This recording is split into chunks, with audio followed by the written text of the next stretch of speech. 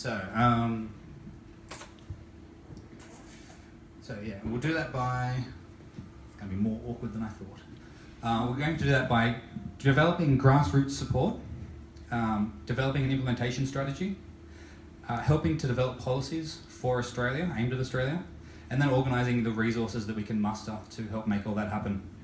So I won't go into any detail on any of that now because our first speaker will be covering much of the history and background to the basic income movement. So that is by Joffre. The talk is obviously the Citizens' Dividend, the Economic Equalizer. Now Joffre is the current Secretary for the Association of Good Government. He's been pursuing a PhD in law at UNSW, specialising in restructuring sovereign debt of highly indebted poor countries to better address economic development concerns. In the past, he's worked in the Philippines as the executive of the Foundation for a Sustainable Society, Inc., and the chief economist of the Philippine Deposit Insurance Corporation. So here is Joffre Balce. Joffre Balce, Citizens' Dividend. Thank you very much. If you'll notice, I use the term citizens' dividend. And one of the reasons is it's not in disagreement with the universal basic income, but if you're going to offer a basic income to, say, someone who lives in the wilderness, they'll say, "You're giving me money? What's that?" But what they actually want is the freedom to live the way they want to live. So I'm trying to expand the perspective of the universal basic income and provide a very basic framework of how it can be possible, because the objections are many. Objections range from taxes are not enough to, if you're going to apply quantitative easing, you're going to trigger inflation. As if that has happened actually, but it hasn't. So I prepared a short video on the history of what the citizens' dividend is about. And you'll also recognize certain elements of the universal basic income in it. So let's start. Spacebar. Spacebar?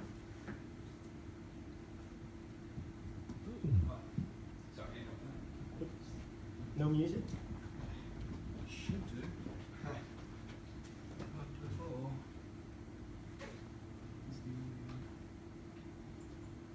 You muted your laptop before. No, it's not. Let's just try the other video that did work.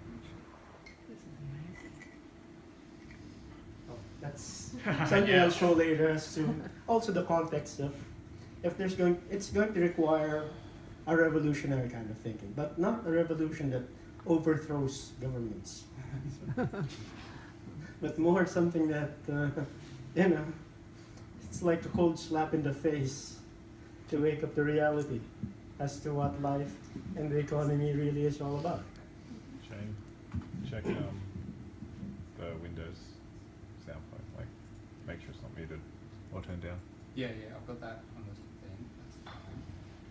Let me just test. Check the audio device. Does that do anything? I hope it's not being plugged in.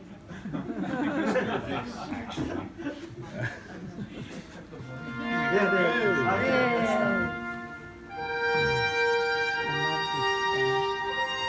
Okay, let me start from. I chose the background music of Fanfare for the Common Man because that's what it's all about.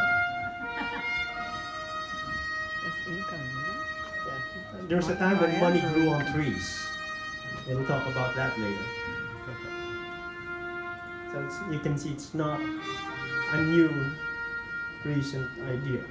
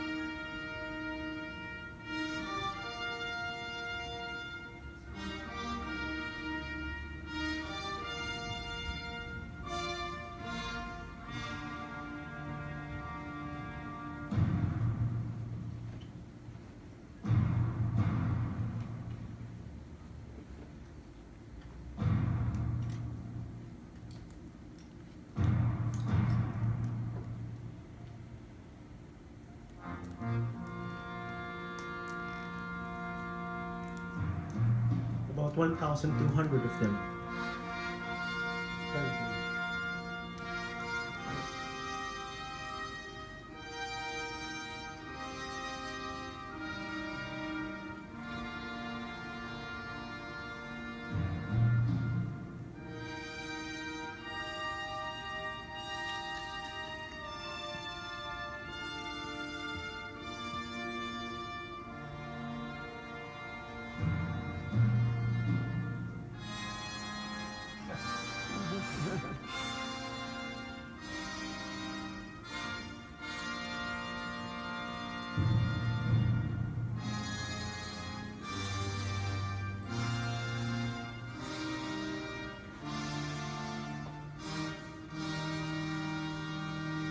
It actually won't require more taxes.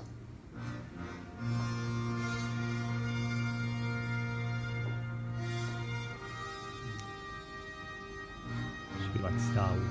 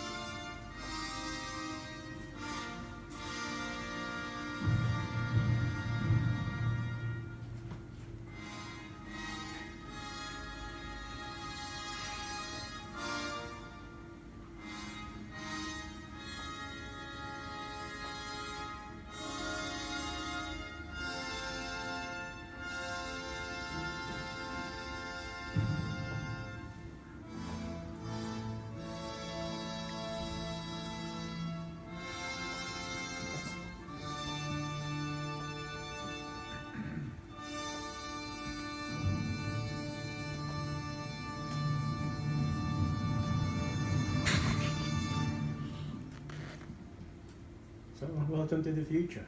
I know it sounds, well, here, okay, we can pause it first. But we, how many minutes is that? 3 minutes? Yeah, we can show them. Yes. Yeah. You started it now. I don't mind watching all over again. We may indeed. He finds a Those billionaire. compounds are for official Yes. ship Away. business. Well, if they're so important, why don't they need an executive key? Aboard a starship vessel, that is not necessary. We are all capable of exercising self-discipline now. You will refrain from using them. Now, just a minute. We are in a very serious and potentially dangerous situation. I'm sure whatever it is seems very important to you. But my situation is far more critical. I don't think you are aware of your situation, or of how much time has passed. Believe me, I am fully cognizant of where I am and when. It is simply that I have more to protect than a man in your position could possibly imagine. No offense meant. But a military career has never been considered to be upwardly mobile. I must contact my lawyer. Your lawyer has been dead for centuries. Yes, of course I know that. But he was a full partner in a very important firm. Rest assured, that firm is still operating.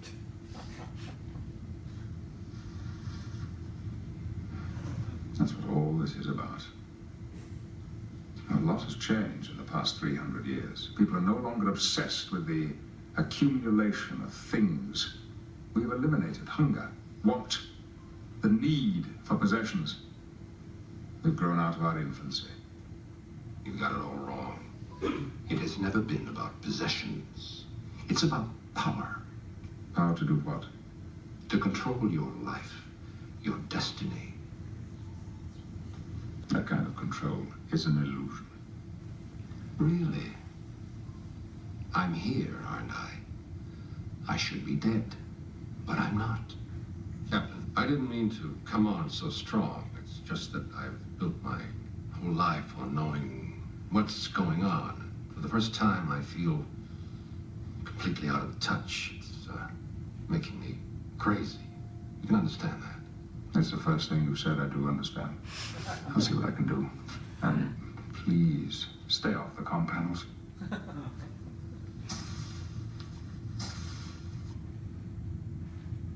Then what will happen to us?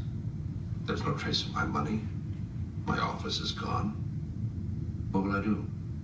How will I live? This is the 24th century. Material needs no longer exist. Then what's the challenge? The challenge, Mr. Offenhouse, is to improve yourself, to enrich yourself. Enjoy it. Oh, God. Please. And I rather than give a long-winded lecture, I did those videos for you to reflect. It may sound banal, but if you have any technical questions with regard to fiscal policy, monetary policy, anti-poverty, How much does this cost? please do share them during the open forum, and I'll do my best to respond to them. Thank you very much. Thank you.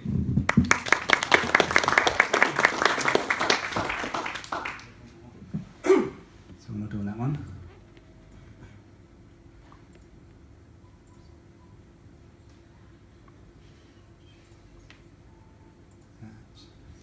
Okay. So now I'm going to make my argument for why I believe a guaranteed basic income will fuel an innovation explosion. Now, first of all, it is worth noting that I'm talking about this topic not because it's a central issue in basic income. In fact, it's very often overlooked or not mentioned at all. I'm interested in innovation in part because I'm an entrepreneur, and in part because I'm a futurist, and largely because it's a political topic of the moment. So I would expect that most here know that Malcolm Turnbull released his innovation statement recently, and he called for the nation to come forth and be innovative, basically. He wants to see Australia move from an economy based on the mineral boom into an economy based on an ideas boom. So how did his innovation statement plan to transform Australia into a country overflowing with innovation? Well, it followed the usual government approach, didn't it? It gave tax breaks to investors, grants to large organisations, and things like that. To me, this is completely and utterly, it completely and utterly ignored the ground level of innovation.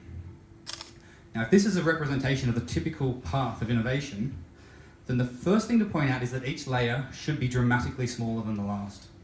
So the bottom layer here is in reality gigantic. The number of ideas out there is huge, obviously. And only a tiny percentage of all ideas become startups. And then the startup category should be much larger, and only a tiny percentage of those manage to become funded and so forth. So when the government says, we're going to have an ideas boom, and then says that they will achieve that by increasing funding and tax breaks to large organisations and investors, then they're working on a tiny fraction of the already discovered and developed ideas. This approach isn't going to create more ideas. This is not how you get an ideas boom. Why would funding large organisations inspire me or anyone else to innovate? How does that sort of investing enable any of us to innovate? So if you want to have an ideas boom, you really have to work down here. You have to get more ideas down here. You have to improve the quality of the ideas down here, and you have to improve the ability of those ideas to become startups. This is how you create an ideas boom. So of course you can probably guess where a basic income, and then hopefully help the ideas move up to big wins. So of course you can guess where a basic income exerts its pressure. So in short, in my opinion, the approach taken by the government is completely upside down. This approach, one which actually empowers the population to be innovative, is the only way to get the desired ideas boom. So with that difference in approach established, let's get on with the actual arguments. First, I want to cover why innovation matters, because there's no point talking about innovation if you don't really have an appreciation of just how important it is. After that, I will get into the core arguments for why I believe a basic income will increase the amount of innovation in Australia significantly. And then in closing, I'll provide a few examples of the sort of innovation that I'm talking about in the form of some case studies. So first, why disruptive innovation matters. There are basically two reasons. The first is that it can pay off big. So in the case of Hollywood and Silicon Valley, innovation can pay off in the form of multi-decade-long established industries worth trillions of dollars. So Hollywood was an incredibly disruptive innovation more than 100 years ago, and it's still bringing in about $100 billion in revenue every year. What's that sort of revenue worth to a nation? Silicon Valley is much younger, but it's already bringing in many hundreds of billions in revenue each year and providing millions of jobs. So they have both created a massive global influence as well. So not only is there money in this in the economy, but they are the reason, especially Hollywood, that America has been the cultural center of the world for so long. But of course, creating entire industries is quite an extreme and rare event. So let's instead look at the slightly more common case, the big wind companies. This concept comes from Paul Graham's 2012 essay, Black Swan Farming, where he explains that from his experience with Y Combinator, which is the largest and most successful startup accelerator in the world, his experience has shown him that it's hard to truly fathom the significance of a big wind company. So for instance, he noticed that of the hundreds of companies that they had invested in with Y Combinator, 2 of those companies made up 3/4 of their portfolio's value. So hundreds, 1/4. 2 companies, 3/4. Those 2 big wind companies accounted for most of it. When a company is very successful, that success defies belief. It's hard to fathom just how big that success is.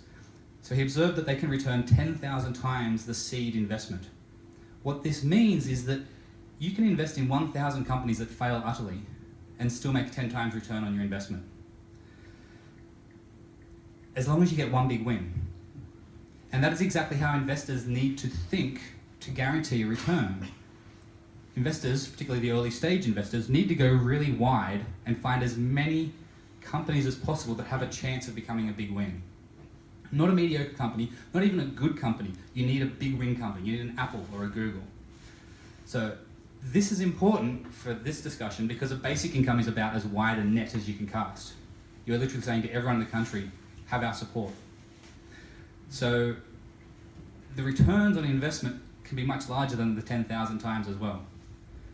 Just running some quick numbers on Apple's yearly revenue and valuation can show hundreds of thousands or even millions of times return on the basic income investment. Now, of course, a basic income isn't an investment, and revenue isn't a return, and its valuation can't pay people. But I think that these numbers, this proportionate value that's returned from having the confidence to inspire and to enable people to innovate is worth bearing in mind when you're trying to factor in the cost of a basic income.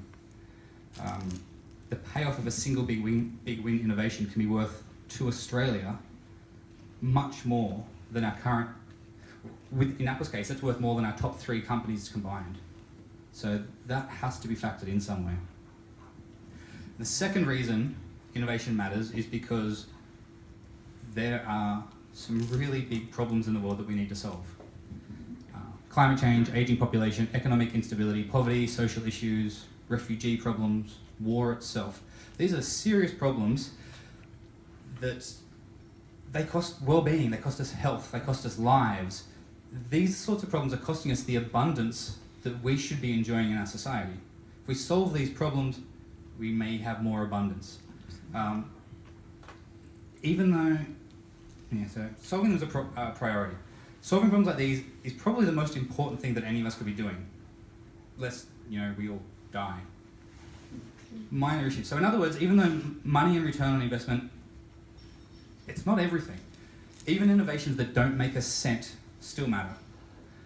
Probably more than anything else. Even if they only save billions of lives instead of making billions of dollars. So, 2 primary reasons. Innovation can pay for itself many times over, enriching everyone, and it can also literally save the planet. And by the planet, I of course mean us and our luxurious lifestyles. Innovation matters, problem solving matters.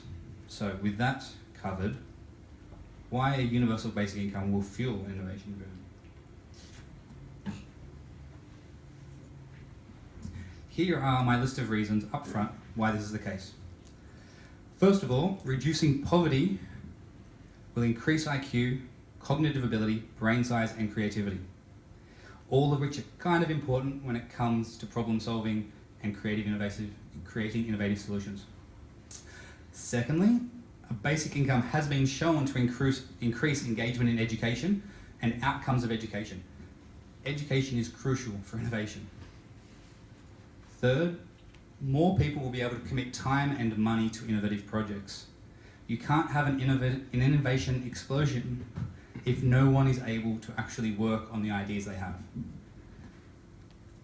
Fourth, more disposable income available, therefore more businesses will succeed. A small business explosion will spur more people to take the chance and try out their business ideas. Fifth, significantly more ability to pursue non-profit projects. Not all brilliant ideas and innovations can make money, and not everything that is a brilliant and non-profitable can get direct support through grants and donations. A basic income will assist these sorts of in-the-gap ideas that aren't quite business, aren't quite making in the non-profit world. It'll support those sorts of projects which may be the most valuable society has. You can't know until you give them a chance. And finally, less need to seek fundraising. Therefore, more ability to focus on the project. Focus matters. Diverting limited time and energy away from the focus of the project into secondary jobs like trying to survive, trying to network, developing your pitch deck, applying for incubators, pitching every VC you can. These are distractions from actually solving the problem that you're working on. And by all accounts, pitching can often take as much as 6 months or longer. So that's the overview. Now, number one, basic income will improve IQ and creativity. First of all, these two studies, amongst many others, have strongly demonstrated the connection between poverty and cognitive function. In the first study on the left, it was in Science in 2013, they showed that people who have been put into a financially stressful position were less able to solve problems. So from the abstract, it says, it appears that poverty itself reduces cognitive capacity. We suggest that this is because poverty-related concerns consume mental resources, leaving less for other tasks. The effect was as significant as losing 13 IQ points, or missing a full night's sleep, or being a chronic alcoholic. Wow. Meanwhile, in the second study here, in 2015, found that poverty actually shrinks brains. Absolutely.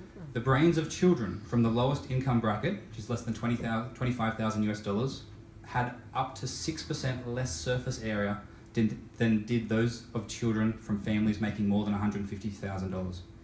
In children from the poorest families, income disparities of a few $1,000s were associated with major differences in brain structure, particularly in areas associated with language and decision-making skills. So, fact, poverty impairs brain function. If you can solve poverty, you have got a smarter nation. You've got more people able to solve complex problems. As well as that, creativity itself is reduced when placed under stress and pressures. So this has been shown many times in many studies, but I really like the way that David Graeber puts it in this talk. So I'm just going to let's click there. We'll do if you want to maximize possibility, of unexpected breakthroughs, it's pretty obvious, what the best policy is. You get a bunch of creative people, you give them the resources they need for a certain amount of time, you maybe let them hang out with each other, but basically you leave them alone. And most of them are going to end up not coming up with anything at all. But a few of them will probably come up with something that will even surprise themselves. If you want to minimize the possibility of unexpected breakthroughs, take those same people and then tell them they're not going to get any resources at all unless they spend the majority of their time competing with one another to prove to you they already know what they're going to create. Well, that's the system we have. And it's incredibly effective in stifling any possibility of innovation. If you want innovation, leave creative people alone. If you want to stifle innovation, apply pressure to creative people, demand that they justify themselves and jump through hoops. A basic income will help alleviate a lot of the stresses and pressures of life. Now, by no means is it an absolute solution. Apply basic income, everyone's going to have a perfect, calm, easy life. but an incremental reduction in stress across an entire population, an incremental reduction in financial pressure across an entire population, and you will see an incremental improvement in creativity and IQ. The impacts of that incremental improvement across the entire population shouldn't be underestimated. It will have a very profound effect. So, to recap the first point, by introducing a universal basic income, we will be able to move portions of the population out of economic poverty, alleviate the stresses of many who are living paycheck to paycheck, and the liberation of those people from the cognitive load of financial stress will have a profound effect on national creativity and innovation. Profound effect on creativity and innovation, and that right there, that one fact is that one consequence of basic income is your main fuel for an ideas boom. A smarter, more creative population. But of course we don't stop there, because poverty also impacts education. So for this point, we actually have some really good data from basic income trials across India, Namibia and Canada, which back up the idea that basic income improves education outcomes. So in India, where a small unconditional income was paid to people in a poor rural village, the study found that schooling attendance and performance was both improved. In Namibia, where the basic income trial was run for 2 years in another rural area, they found that school dropout rates fell from 40% to almost 0%. And then in the Mincome experiment in the city of Dauphin in Canada, so first two very poor rural regions, this is a city in Canada. They found that the students had higher test scores and lower dropout rates, and there was also an increase in adult continuing education. Now, all of this comes because people aren't feeling so obligated to go out and get jobs in order to survive. Simple, right? If they're free to attend education and they want to, so they will. Now, basic income will increase engagement in education and improve the outcomes of that education. So why does education matter so much to innovation? Because education is nearly all that matters to innovation. So this is Paul Graham giving his lecture at Stanford University in the famous How to Start a Startup series. Now just for the context and to be clear here, what you are looking at is the founder of the world's most successful startup accelerator incubator.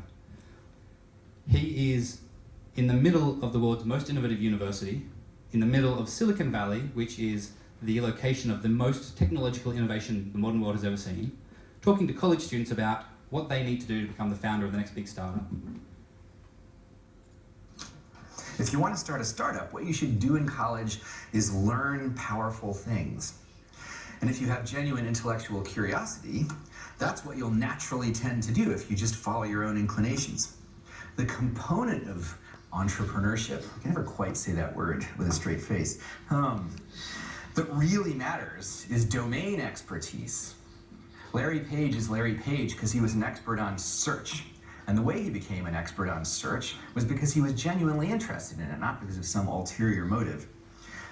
At its best, starting a startup is merely an ulterior motive for curiosity, and you'll do it best if you introduce the ulterior motive at the end of the process. So here is the ultimate advice for young would-be startup founders, reduced to 2 words: just learn.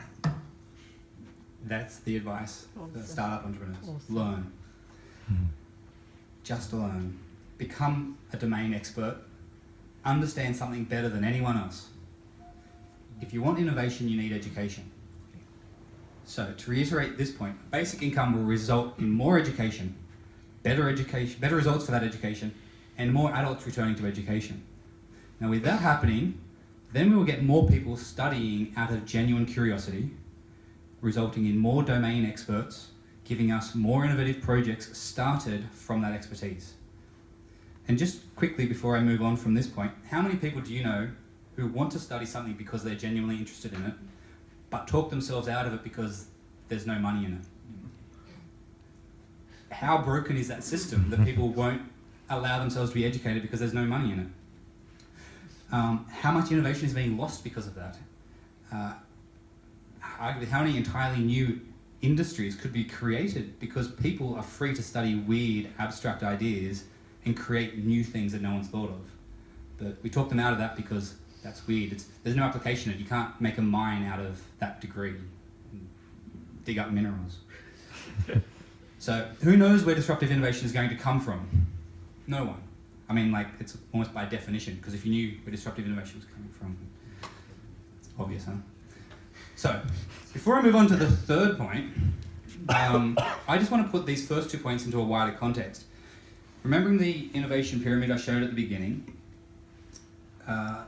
these first two aspects, reducing cognitive load of poverty to increase IQ and creativity, and improving the outcomes and engagement in education, all act on this level.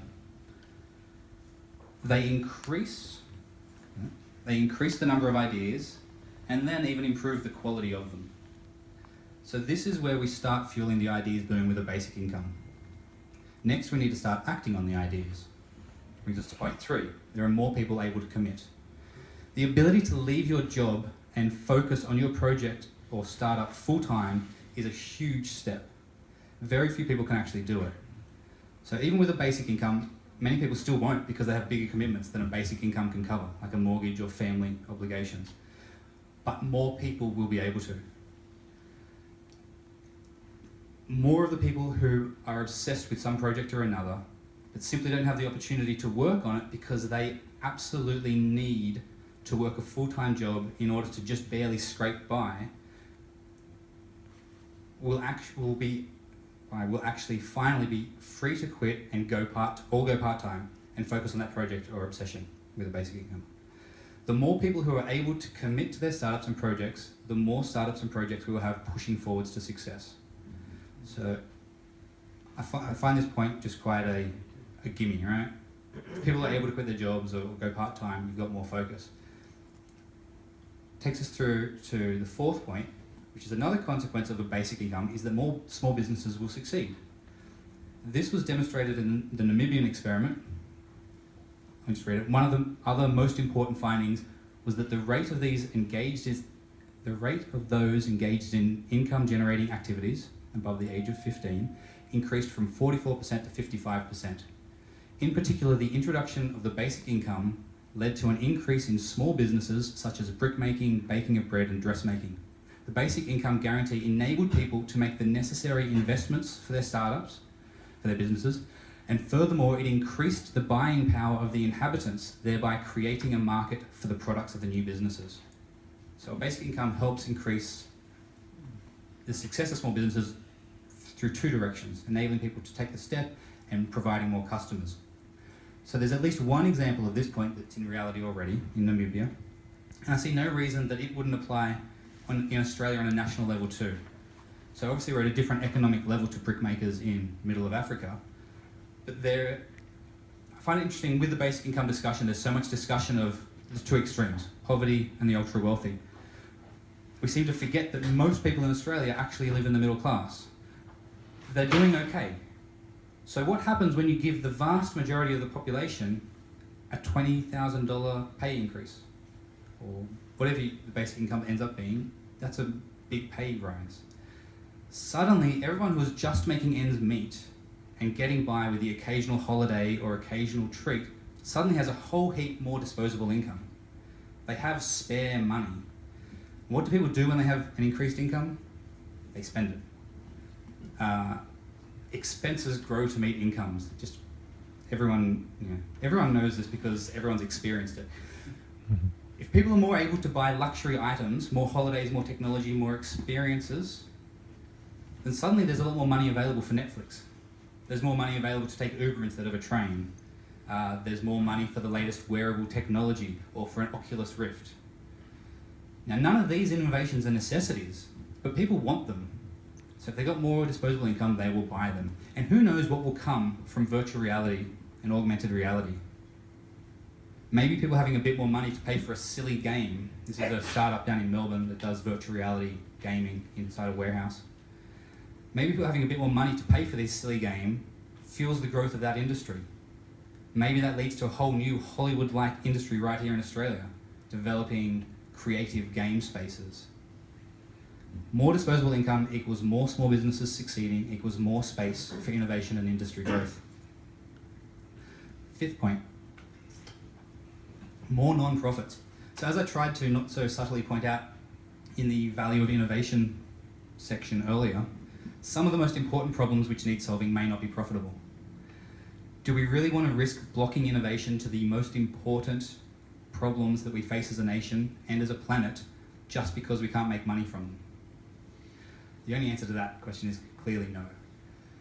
So how do we ensure that people keep innovating solutions to these problems even when the problems have no prospect of making any money? We at least have to make sure that those innovators are supported while they work on their problems, at the very least. And in the current system, there's nothing in place to do that. You're either a large, successful organisation already, and you can get grants, or you're an obvious repetition of what everyone else already does, therefore something that people can understand and they might donate to. What if the solution to these massive problems are counterintuitive? How do they get the support? What if they don't meet grant criteria? What if someone or some small group of people need to work for years in order to achieve the change that is needed? Basically, unless we're talking about financially well-off people, you can't dedicate yourself to working for years without support. You need to have an income to survive. So again, the vast majority of people simply don't have the option to invest themselves so completely and so recklessly into innovative projects in that way. And so, most people who have a vision for a better world and the desire to work on it, sadly, are just forced to give up out of necessity. And their projects die a quiet, largely unnoticed death. Yeah. I just wanted to include this comic somewhere in the talk because there is something devastatingly true about it. That's so true. What do you want to be when you give up? Web developer. I go to die. I love the faces. It's like, oh, that hurts. But this is sort of the reality of the world we live in, isn't it? So true. So many people have things you want to change, things you want to work on, passions, and you work on it for so long. But if it's not making you money, if it's not providing for you, you're going to give up eventually. And that's not only terribly sad for us individually, but potentially devastating for the world if people aren't able to work on things that matter. So alternatively, with the basic income, more will survive. More will grow to become significant and important projects. Maybe even some will actually start a national or global change. And while this sort of innovation may not necessarily translate directly into profits and tax dollars, they just might translate into greater national productivity, lower incarceration rates, better social cohesion, lower healthcare costs, and things like that. And who knows what any of that might be worth to us. So this brings me back to the pyramid again. As already discovered, our first 2 points, improved IQ, improved education outcomes, will grow the number of ideas out there and improve their quality. So now with these last 3 points, people are more able to commit, more small businesses succeed, and more people are pursuing non-profit projects. So our basic income is effectively enabling many more of these ideas down here to move up into the startup section, to move out of people's heads into action. And just the basic income, one policy change has enabled both of these steps. We now have significantly more ideas than ever. We have many more of them being tested in the fire of reality. This is your ideas boom right here. This is where innovation comes from, and this is where innovation is made. If you want to... That's where innovations come from, innovation is made. Terrible rehearse. If you want an innovation nation, this is how you do it. But I have one more point to add to the argument, so let's just look at that. Better focus on the problem. Any experienced entrepreneur will tell you that focus is everything, which is much easier to do when you have shelter and food to eat. How do entrepreneurs generally deal with this problem? Fundraising. Get someone else to believe in you enough to give you enough money to pay yourself a wage. A process which is completely detached from the problem that your startup actually solves, and can often take months or even years to get. Fundraising is its own whole industry in startups. How do you pitch investors? How do you meet investors? How much should you raise? Too much? Not enough? Is there a perfect amount? Even after you raise the money, how long do you have until it runs out? What is your burn rate?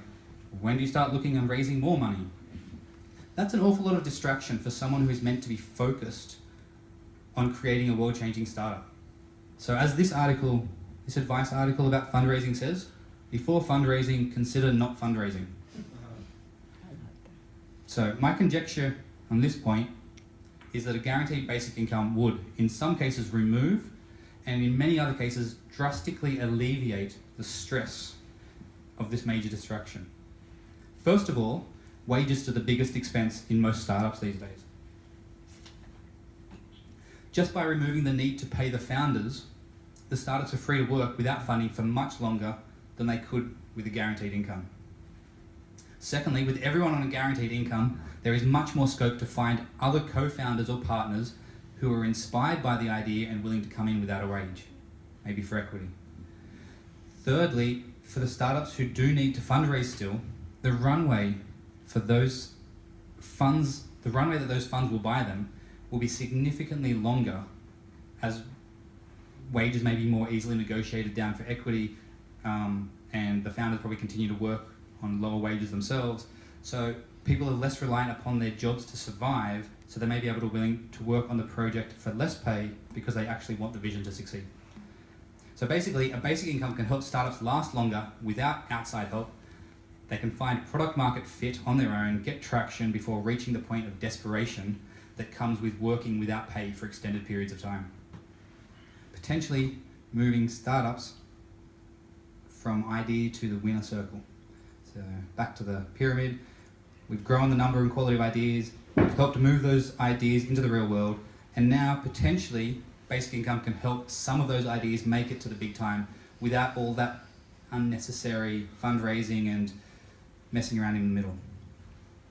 So that's the total argument for why I think a basic income will increase innovation significantly and create the idea boom that the Turnbull government wants, and which, quite frankly, I agree with completely. Innovation is the key to the future, so we need it. So, going back over one, reducing poverty increases IQ. This is a fact. Poverty lowers IQ, a basic income will end poverty, reduce financial burdens for most, thus we can confidently say that a basic income will improve IQ and creativity. Number two, evidence from trials, and education is absolutely vital for innovation. Number three is quite a sensible, reasonable claim to make with some evidence and absolutely necessary to build on the previous 2 points, because more ideas alone isn't enough. You must act upon the ideas, and you can't innovate without acting. Number four is another reasonable claim with some evidence from the Namibia trial. More successful businesses means more room for innovation in business approach. Fifth point, there's significantly more ability to pursue non-profits. Another reasonable claim, once again empowering the people who would not be able to act within our current system to move out of the idea phase into the action phase and last longer in it.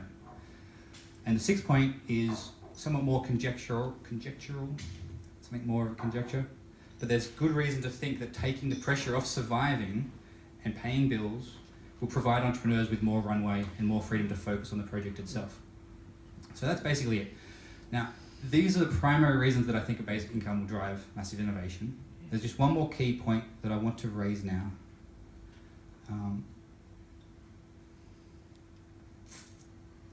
Actually, no, I'll skip that bit because I did cover it earlier. That's okay. So, that's what I covered earlier. So, in conclusion, disruptive innovation is incredibly important both as a nation and as a global citizen. Universal basic income will increase the amount of innovation in the nation by increasing the creativity and cognitive capabilities of the population, the time freedom of the population, and the ability to actually pursue ideas. More smart people pursuing more good ideas with longer runways and more abundant supporters is the foundation for a real idea boom. Now, the final section, I want to do some case studies. I've got two people to go through. Before I do, I want to tell a little bit of my story. Why do I care about this? I was fortunate enough to create my own basic income of sorts straight after university. I built a website which brought in a couple of $1,000s a month for a few years. So I had the privilege to actually experience that, to get an insight into what life is like when you have enough to feel confident that you won't be destitute or starve, but not quite so much that you're genuinely free to do anything. And so what did I do with this gift? I spent about 6 months working on a project called Fortuity, named after Hitchhiker's Guide to the Galaxy 42 and Fortuity, on-the-fly ride sharing. Did this back in 2006, I think. Spent 6 months specking it out before I decided I couldn't execute it. I just recognize the cost and the scales, like it was beyond me. So this was before Uber, not the same as Uber, so I'm not, not comparing to that, but very similar to the Hitchhiker's Guide to the Galaxy, where he sticks out his electronic thumb and the Vogons pick him up. Same thing, but with cars. Hence the name. Then I spent 4 or 5 years working on TDM SKP, which became Immortal Outdoors, which was meant to be a comprehensive guide to all outdoor recreational activities with a map. That got me into Startup Chile, which is an incubator by the Chilean government. So I got some funding for that and lived in Chile for 6 months. And for the last 4 years, I've been working on rbutr. rbuttr's goal is to augment the information age with a critical reflection layer. So the internet's no longer just pure information, but it's critically reflected information to create a generation of critical thinkers. Very simple idea, and one that I genuinely believe could change the world quite significantly. So I'm very passionate about that idea still. And in the last 6 months, I've been working on this movement, the basic income. I care a lot about the basic income movement, and I wasn't seeing enough action in Australia, so I went, I'm going to try and do something. These projects have taken up most of my time over the last 7 or 8 years. And do you know how much money I've made from them? How much? Absolutely nothing. That's okay. Startup Chile gave me a personal wage of about $700 a month for 6 months. $700 a month. And you might be thinking Chile's a cheap country. It's not. It's actually comparable to Europe. So, so I had that. But that doesn't come even close to the $60,000 or so I've spent developing Immortal Outdoors more than anything, because I was a solo founder and I had to outsource technical development. Don't recommend it. And then paying for domains and hosting and email marketing and marketing campaigns, travel costs. The expenses that I've incurred have been quite significant. Now, I want to ask, who can do that?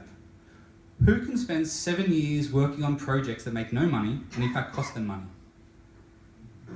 Only people that have been very lucky. Only people that have incredible advantage in the world, people who have been given every opportunity to succeed, people who have amazing, supportive, generous, and usually middle class or above families. And that's it. In other words, not 90% of the population. Most people can't do this because they just don't have the option. There's no amount of the right person will find a way will change that fact. And if you want to look at the world that way, as I've heard people say, then you need to understand that the right person is almost always going to be someone who has that opportunity. So the right person is the wealthier people. And that's cutting off the bottom 50, 60, 90% of the population from being able to provide different perspectives, different innovations, different creativity. So that seems to me to killing the whole concept of an idea boom, killing the whole possibility of innovation. So I think that unlocking this majority of the population to have the same opportunities that I've had is the key to this boom. Sure, not everyone will create something, but some will. Enough will. And many will be much better at it than I was. So I think this is where the idea boom will come from. And anyway, that's why I care about this movement. Though one more side note, that original website that I built straight out of university that provided me the income, I built that during a period that I had decided I was going to do nothing. I'd spent my whole life at school and at university and studying. I just completed honours, and I went, I'm going to do nothing before I get a job. Amazing. And in that period, I stumbled across this concept, and I got interested in it. I was captivated. I built a website. It got traffic. People started asking me questions. I suddenly became the expert, and it started making me money. Now, that business made me money for many years, thousands of dollars a month, coming from people and companies all around the world, mostly Europe, the UK, America, bringing money into Australia. That came out of intentional idleness. So, Yes. good old praise of idleness. I like that. I like that. Intentional. I just point this out because I think too many people think of lazy people doing nothing as a bad thing. But the value of idleness actually has a lot of, there's something there. I think so when you take the time to go, I'm doing nothing, you have the freedom to explore, the freedom to discover, and the freedom to act. Yes. So you'll notice from the rest of the talk, this is basically where a lot of this stuff is going to come from. So anyway, my story, of course, is an anomaly, as too is the next story. So Meow's at the back, he's going to join us on the panel soon. Meow was studying molecular genetics at UNSW, But dissatisfied with just studying molecular genetics full-time at uni, he decided to set up the Sydney Biohack Group and start organising meetings to talk about DIY science, biohacking, and how to get more involved in biotechnology.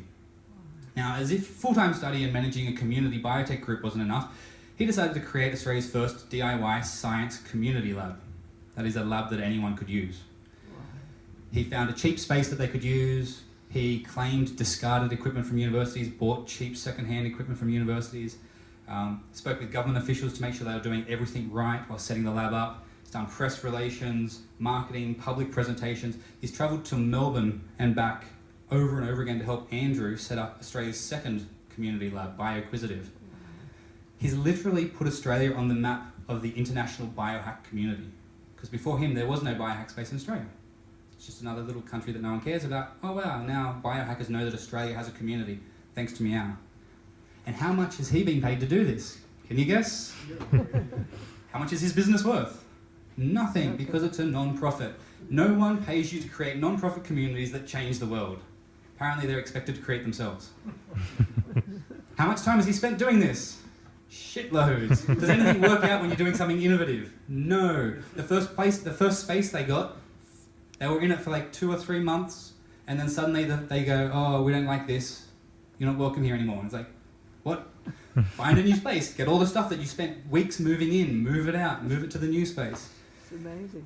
The time and the cost of running these things is not small. No. So anyway, there's no viable business in this. There's no grants which fund this sort of thing. They're either matching grants, which assume you've got lots of money, because you've got to be a big established organisation, or they're these tiny grants that would barely buy a new instrument. So how does he manage to give so much time to it? Well, it happens that he has a mental illness that doesn't qualify him for the pension. But Centrelink have decided he can be on New Start but not need to look for work. So some weird Centrelink gymnastics of thought, they've given him what is effectively a small basic income. Because if you know Centrelink, it's like $500 a fortnight. Doesn't cover rent in Sydney. So anyway, he still needs to report every week, and just a minor waste of time. And I'm sure they still review his case and spend all the money to manage all that. But anyway, his rare circumstance, because very few people can be fortunate enough to get, I say fortunate enough, he's got an illness, fortunate enough to get an illness, great fun. But the ability to and to have that income and the ability to do these things, it's very rare. And this is what he's done with it. Imagine what we would do if the entire population had the same opportunity, the same ability to act and vaguely survive.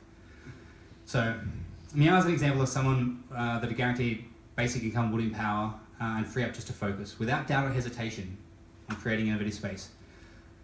This is what people are able to do when they aren't forced into menial labour to survive. And the second case study I want to introduce is Nathan. So Nathan founded Hackagon, which has become, as far as I can tell, the largest and most important hackathon in Australia. He is the creator and admin of the Gong Startups group on Facebook and one of the founders of the Sydney Ethereum Meetup group.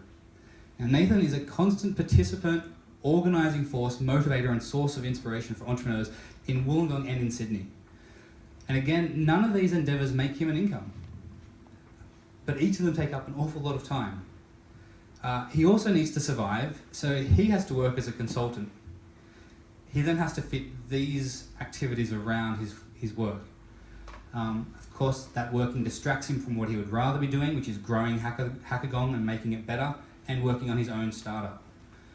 With a basic income, Nathan would be able to actually focus on these ventures, whether it be his own startup or growing Hackagon, and he would either be innovating himself or inspiring others to innovate, or both, much more effectively than he currently can. So that brings me to the end of it. Can everyone welcome Meow and Nathan up onto the stage?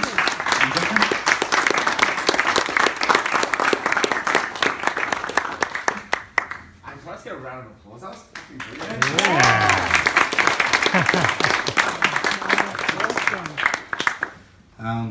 So this opens up the panel section where I will open up to questions in a second. First of all, I'm going to give you two the opportunity to correct anything I've said and tell us whatever you want to tell us about Hackathon. Do you want to talk about Hackathon? Sure. Yeah. Okay. Tell us where it's at, where it came from, whatever you want. Okay. Open floor. Yeah. So basically started Hackathon in 2012. Travis, who's up the back, was one of the main guys that started with me. And it came out of he was running a club called MASH at the time, which was really trying to merge the comp sci faculty and the arts faculty and the kind of clashing cultures of those two tribes, I guess. And with the idea that by finding intersect different multidisciplinary kind of facets and ideas and focuses, that's where you kind of get real innovations, rather than just sticking along, the typical university degree path. And so out of that, I went to a few hackathons in Sydney. So there's like Startup Weekend and Angel Hack and a few other ones like that. And they were pretty cool. But mostly they were very much focused on build a business in a weekend, go out and find customers, get sales, then you win, and you get cash. And that was the whole focus. Like even now, that's the whole focus of most of the hackathons in Sydney. They're starting to niche out a little bit more now, where there's some refugee hackathons and some other kind of like food hack, yeah, fashion hack, very niche little things. But anyway, in 2012 I was in StartPack, which is like an incubator that the uni was running, with a mate of mine working on a startup, and it was getting towards the end of the year. Our startups weren't making any money because we're doing a similar thing where we're basically just playing around. We're doing this thing called 42 Startups, where every week we'd launch a new startup just to test out because all these ideas we wanted to do. So yeah, end of 2012, basically decided to start up Hackathon, which we wanted to be a hackathon that was more inclusive and was multidisciplinary. So we had like a design competition. The year after, we introduced like a 3D printing competition, and we had all these different category competitions. So rather than just like a just do business type thing. One point I think Shane, you wouldn't know is at the time I was actually on NEIS, which is the National Enterprise Initiative Scheme, which is a really cool scheme the government and Centrelink offers, where they basically pay you pretty much youth allowance for a year while launching a business, so you don't have to go and apply for jobs. Not a lot of money, but when I was in Wollongong, actually during this time, my rents in a share house, in a typical Wollongong share house with like 70s wallpaper. The rent there was $100 a week. Wow. So I was basically throughout uni and throughout even launching my startup and doing all that stuff, just living off NEIS allowances completely. So I didn't have to do side jobs, didn't have to do any of that. And so I remember when I launched Hackathon, I was purely on NEIS. I think I had $200 in my bank account, like $200 to my name. And we're like, fuck it, let's just launch this thing, let's see what happens. We put it out there. I basically went to an entrepreneurship meetup that was happening locally, and I pitched the idea and said, hey, let's just do this thing. We got a bunch of people who were kind of keen to help out. And then from like 0 to 8 weeks later, we had, it ran, and it was like 90 competitors, and I think like 10 or 15 grand, somewhere between there in prizes. Wow. And most of the startup weekend and the Angel Hack competitions in Sydney, they were attracting about 80 people at the time. So we went from like nothing to something that's really awesome. And yeah, encourage a bunch of people to just play with ideas like in the weekend and like just generate really cool stuff. And since then, it's grown every year ever since. Last year we had 160 competitors, 100 grand worth of prizes. Who participated in Hackathon last year? I didn't know. 2. Now I know. Oh, you should come this year. We might be expanding to Sydney. Oh yeah. Oh damn. You changing the name? It's not really no. Hackney. So Wollongong July, Sydney later in the year. Oh. Okay. Wow. If you had a basic income, what would that change? $200 apartment.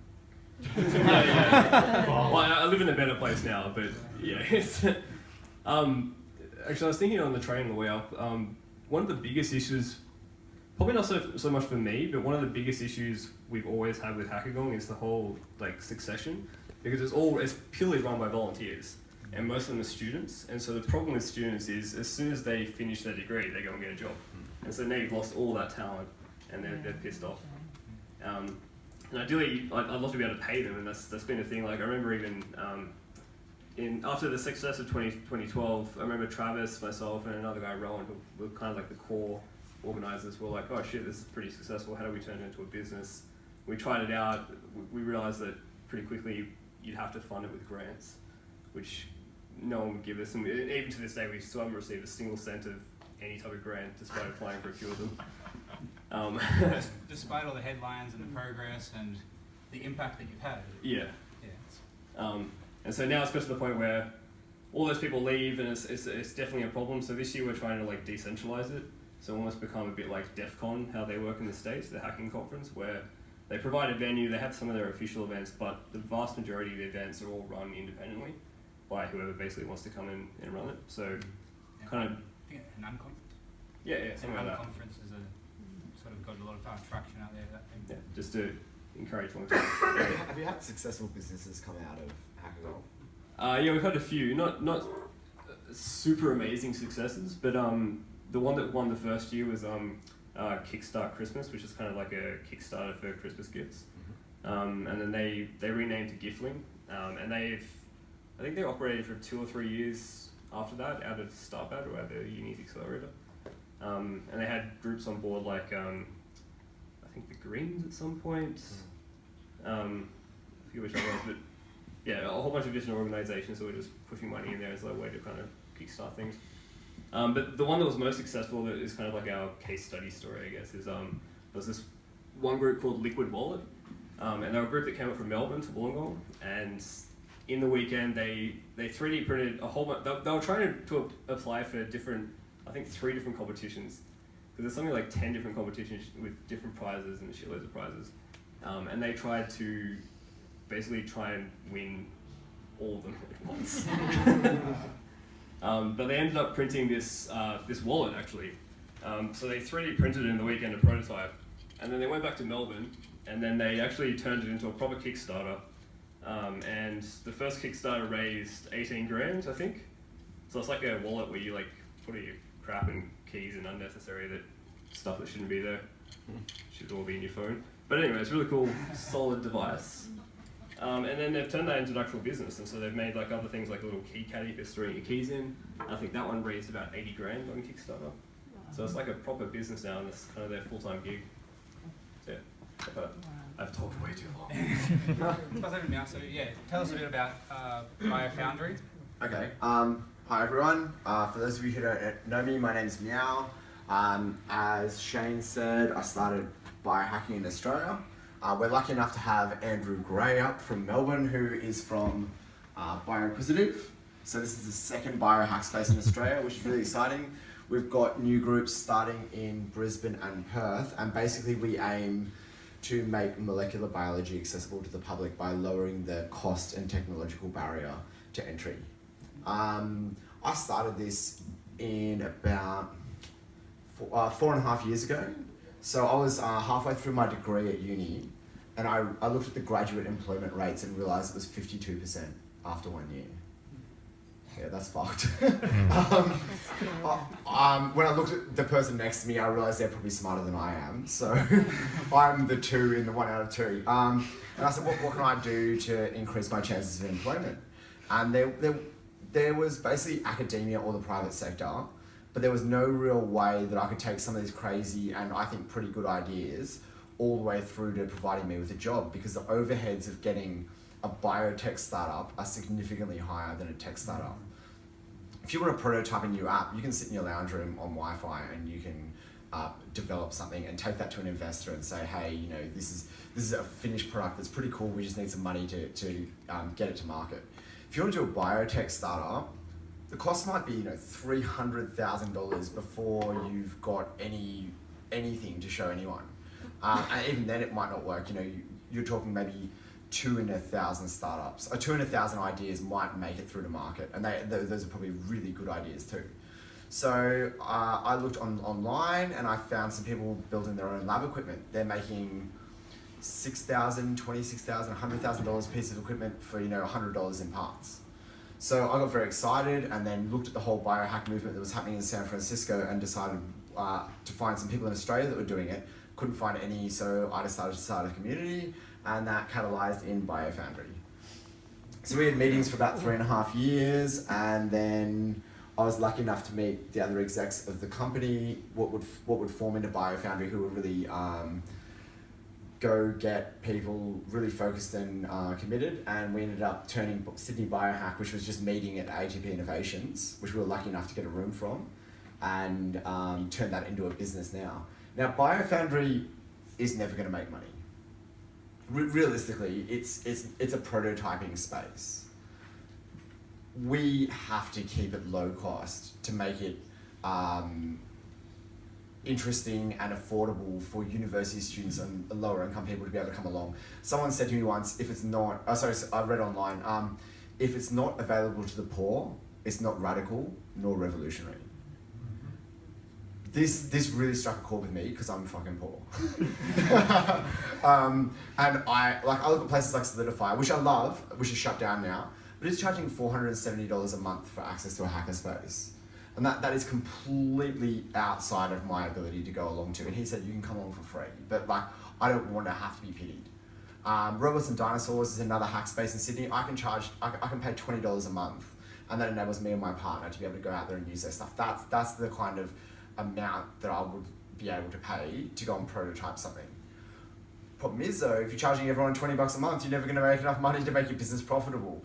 But you need these spaces, they're really important. And that's what Shane was saying about is not-for-profits. Some spaces will never make money, and by their nature, they can't make money. And that's okay. And businesses that get spun out of BioFoundry will definitely be profitable. We know this because we're sending businesses over to San Francisco. Wow. And these businesses are raising hundreds of thousands of dollars. A universal basic income allows me to continue working at BioFoundry without making hundreds of thousands of dollars and enable these businesses. And I don't necessarily want hundreds of thousands of dollars, but I do want to see really great ideas do well while I don't have to worry about where I'm going to pay my rent or where my next meal is going to come from. Hackathon was bloody fantastic. That was a really great thing for us. Without Hackathon, I don't think BioFoundry would be doing as well as it is now, and with as big an impact, because it allowed us to focus as a group across 2 days and really punch some amazing things out. We made a sexually transmitted infection device tester for the home, which we're continuing on this year, which is going to be cool. We're having a meeting in a week. We didn't even expect that to come from it. It was a pretty incredible experience for us. One time I was like, man, we should totally have like a biohacking thing. Yeah. And I was like, just come. So hopefully we're gonna join forces and do some sustainability or a bio section in the next hackathon at Hackathon. But this is what comes out of like two people who don't earn huge amounts of money but have really good ideas and big drive. So that's what I got out of that. And I think I might leave it there, as much as I like the sound of my own voice. You are rich in ideas. Thanks, guys. Fantastic. I might use the microphone. Who has questions? He was first. Thank you. I'll just project, that's fine. My name is Alan. I'm a friend of Shane's from a long, long time. The idea that Mr. Kevin Rudd had, giving each and every taxpayer $900 or so, what was the upshot of that? What actually happened? It's on a small scale, but it's a concept. Economists around the world said Australia grew while the rest of the world shrank. That's pretty much. So it staved off the dive. Yeah, just think of it. If that $900 was not given to each citizen, and instead given as a bonus to Murdoch and Gina Reinhardt, you think the effect would be the same? Nah. So an upshot, it really just smoothed out the crisis of a couple of years back. Well, it was two things. It was the stimulus to lower income to actually spend, and the second one was to the spending in infrastructure, which sent the government into debt to begin with, which all economists said this is what you should do, because it would be a massive payoff in the end. So like it was a stimulus plus the spending that stopped us going into, where a lot of other countries went. So that's a fairly good, small indication of a success, I guess. Yeah. I'd like to follow through on that because, what's your name? James. Yeah, James said that what happened is it fueled debt. But you see, the problem is if we're going to apply this idea using current economic frameworks, you get horror stories and fears like that. Oh, that wasn't a fear. That was I mean, but this is a fear for some people, isn't it? Oh, debt means it's gonna have to be paid, and right now they're blaming the deficit on that debt, you know. But the thing is, we may not believe this, but not more than 90% of the money in circulation in this economy did not come from the mints and printing presses. It was created by the banks themselves by lending out your deposits and treating the loans as new deposits and so on and so forth. Now, that is a big problem that even bankers wouldn't dare face, because if you compare this to two other models of lending, one is microfinance. They lend to the poorest of the poor. But the repayment rate is over 95%. In some cases, 99%. And in credit unions, it's pretty much higher than the banks. Now, what is the difference between the banks and those institutions I talk about? Well, the banks are able to lend money that hasn't been repaid yet. But